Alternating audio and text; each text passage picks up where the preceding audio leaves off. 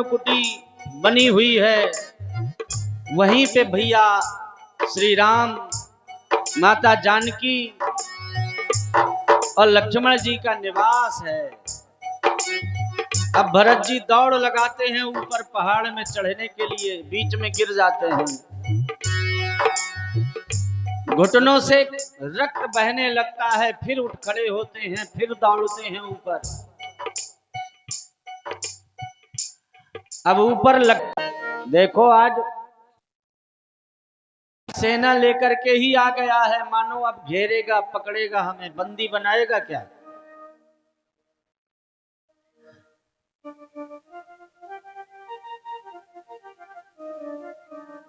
अब इसकी माता ने हमको जंगल भेज दिया, फिर भी तसल्ली नहीं है, देखो कितनी बड़ी सेना लेकर के आ रहा है। अब आप मुझको मना नहीं करना, मैं भगवान शंकर की सौगंध खा के कह रहा हूं, यदि आप कह दें तो मैं भरत जी और उसकी सारी चतुरंगिनी सेना को अपने बाणों से छलनी कर दूं। अब एक भी वापस अयोध्या न जाने पावेगा। आप मुझको रोकना मत भैया।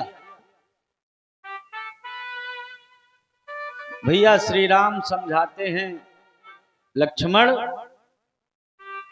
जहां तक मैं अपने भाई को जानता हूं, वो कभी अहंकारी नहीं हो सकता। भैया भरत को सपने में भी कभी अभिमान नहीं हो सकता। एक बार आने तो दो, पहले पता तो चल जाए कि हमको घेरने पकड़ने आ रहा है कि हमसे मिलने आ रहा है।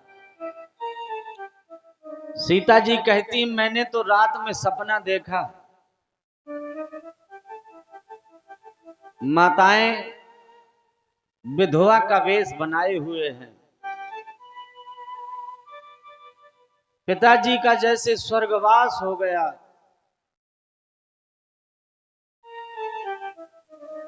राम जी उनको भी समझाते हैं कि सपने सब सही नहीं होते। अभी सेना दूर दिखाई दे रही है, सूचना तो हमको भी मिली कि भरत जी आ रहे हैं, आ जाने दो, सारे समाचार प्राप्त हो ही जाएंगे। तब तक भरत जी दौड़ते हुए भैया भैया कहकर ऊपर आ जाते हैं। यहां से राम जी दौड़ते हैं, वहां से भरत जी दौड़ते हैं।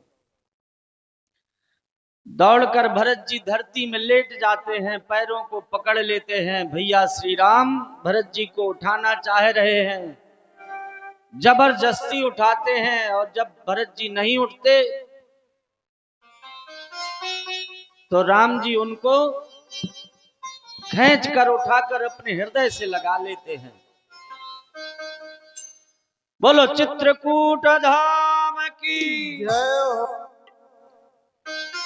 राम जी अब भरत जी के इस तरह मिलने पर लक्ष्मण जी के जो थोड़ा बहुत क्रोध था वो भी ठंडा पड़ गया।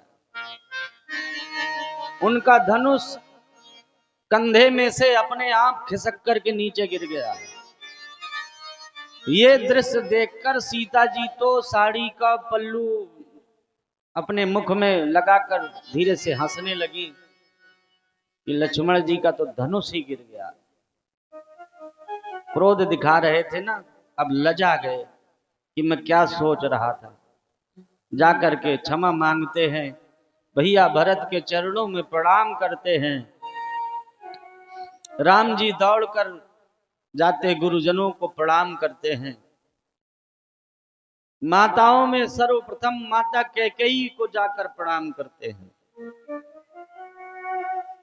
सभी माताओं से मिलकर अब वहां भोजन इत्यादि की तो व्यवस्था फल ही है, नदी का पानी। एक दिन बीत जाता है, गुरुजी बताते हैं कि बेटा तुम्हारे आने के पश्चात पिताजी ने अपना देह त्याग दिया। राम जी व्याकुल होने लगते हैं। तो गुरु वशिष्ठ जी समझा